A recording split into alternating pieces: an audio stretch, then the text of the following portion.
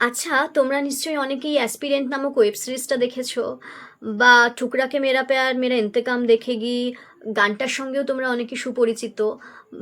অনেকে ঠুকরাকে মেরা প্যার যে recently web series এসছে সেটাও দেখেছো, শাদি মে জরুর আনা মুভিটাও দেখেছো, 12 ফেল তো দেখেছো।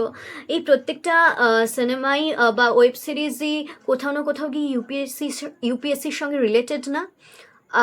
এই প্রত্যেকটা স্টোরি বা সিনেমা বা ওয়েব সিরিজের মধ্যেই আমরা দেখতে পাই অনেক ধরনের প্রেম কাহিনী আছে, কোনোটাতে বিচ্ছেদ আছে, কোনোটাতে ইন্সপিরেশন আছে।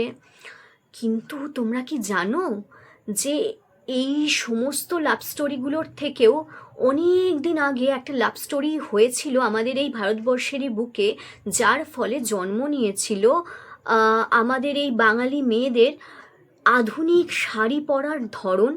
কি অবাক হচ্ছ তো? কানেক্ট করতে পারছো না, না? প্রথম ভারতীয় আইসিএস অফিসার সত্যেন্দ্রনাথ ঠাকুরের নাম শুনেছ? নিশ্চয়ই শুনে থাকবে। এবং তার স্ত্রী জ্ঞানদানন্দিনীর নাম শুনেছ? অনেকে শুনেছ, অনেকে শোনোনি। কিন্তু ওনাদের দুজনের বোঝাপড়াতেই শুরু হয়েছিল এখনকার দিনের বাঙালি মেয়েদের আধুনিকভাবে শাড়ি পরার স্টাইল। জানতে চাইছো কীরকম? তখনকার দিনে, মানে আমি ব্রিটিশ পিরিয়ডের আগের কথা বলছি, তখন বাঙালি মেয়েরা পরতো 8 পৌড়ে করে শাড়ি, পরতো না কোনো ব্লাউজ বা পেটিকোট।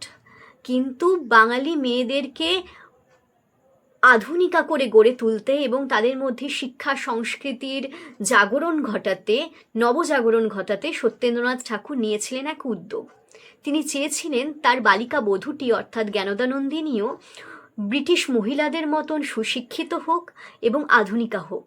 তাই জন্য তিনি তাকে নিয়ে গেছিলেন বিদেশ, পাড়ি দিয়েছিলেন বম্বেতে, এবং সেই সময় দাঁড়িয়ে জ্ঞানদানন্দিনী আবিষ্কার করেছিলেন এখনকার মেয়েদের শাড়ি পরার এই নতুন ধরনের রীতি। বাঙালি মেয়েদের এই নতুন ধরনের শাড়ি পরার রীতিটি উনি আবিষ্কার করেছিলেন বম্বেতে গিয়ে। সেই সময় উনি প্লিট দিয়ে শাড়ি পরা শুরু করেন, 8 পৌড়েভাবে শাড়ি পরা ছেড়ে দিয়ে। এর আগে ঠাকুর বাড়িতে যখনও আধুনিকতার আলো আসেনি বা ঢোকেনি, প্রবেশ করেনি, সেই সময় ঠাকুর বাড়ির মহিলারা ঘোমটা দিতেন। উনি ঘোমটা প্রথা প্রথম ভাঙলেন, পর্দা প্রথা ভাঙা যাকে বলে, এবং আধুনিকভাবে প্লিট করে শাড়ি এবং শাড়ির সঙ্গে ব্লাউজ পরা শিখলেন। শুরু হলো পেটিকোট পরাও। এই কাহিনীটা অনেকটা বড়, তোমরা যদি জানতে চাও তাহলে আমি বিস্তারিতভাবে সেটা নিয়ে আলোচনা করব। আপাতত কমেন্ট করে একটু সাপোর্ট করো।